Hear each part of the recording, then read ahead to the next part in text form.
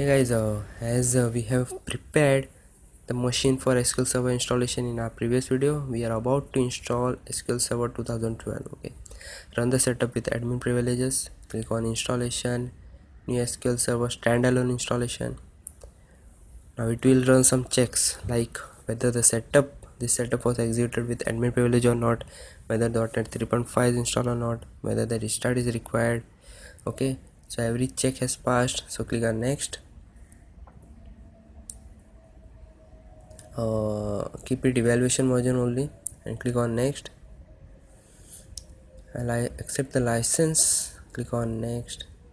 It will check for updates. Even if it fails, it will not create an issue. Now when you click on next, it is not actually installing the SQL Server, it is actually extracting the installation files on the machine. Okay, after that, once the extraction is done, it will open another window which will be actually installation window. Okay, it might take about 5 to 7 minutes.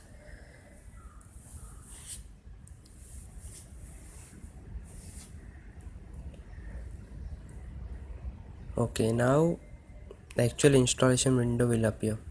It will run some checks. You can see one warning, computer domain controller, right? Because it is not recommended to install SQL Server on AD server itself. But as per my experience, I have created the lab before also, so I guess it will not be creating any issue. Okay, so we'll ignore these warnings and we'll click on next now.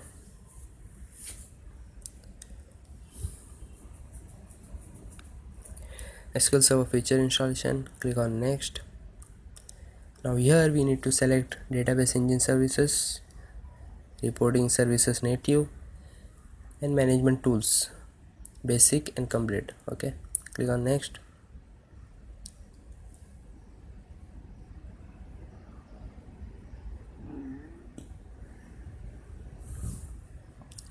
Okay, now I'll be keeping the default instance only, but you can also keep the named instance like modified one. I'm using default MS SQL Server instance. Okay, so I'm clicking on next. It will check for space requirement. Now here, if you have created one user which will be handling the SQL Server, so add his account here. He should be an admin user. Okay, so I'm using the same administrator user for SQL also, so I'm adding him. Okay, we need to provide the password for SQL Server agent, database engine, and reporting services. Okay, yes, I'm doing the same for the remaining two, that is database engine and reporting services.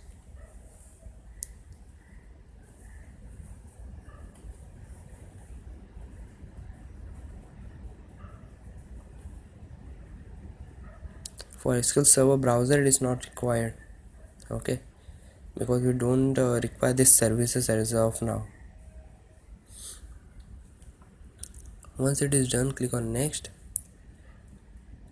Okay, here we need to add that particular administrator, okay, who will be responsible to handle the SQL Server. Once you are done with this, click on next. We need to install and configure, so we are selecting that and we are clicking on next. Click on next. Okay, now it is ready to install. We are clicking on install. Okay, it might take about 20 to 30 minutes depending upon your system configurations to get installed. Now it is showing me after installation success report that everything has been installed successfully. Now there is some configuration that we need to do. We need to launch SQL Server Management Studio. Okay, let's check where is it.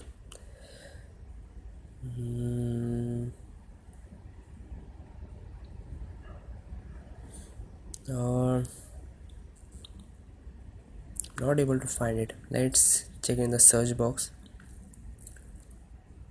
Okay, we have to launch this. We are doing some memory management now, because SQL Server requires 8 GB. Okay, so we'll be setting maximum minimum of 8 GB. Okay, for the database. Okay, it is performing some user settings.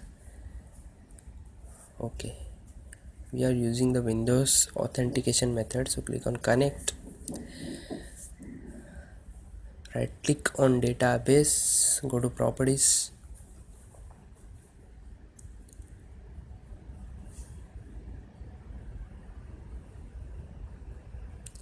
now in memory, the server memory options, right? So we have to provide 8 GB 8192, right? Okay, click on OK. So we are done with the SQL Server installation and configurations.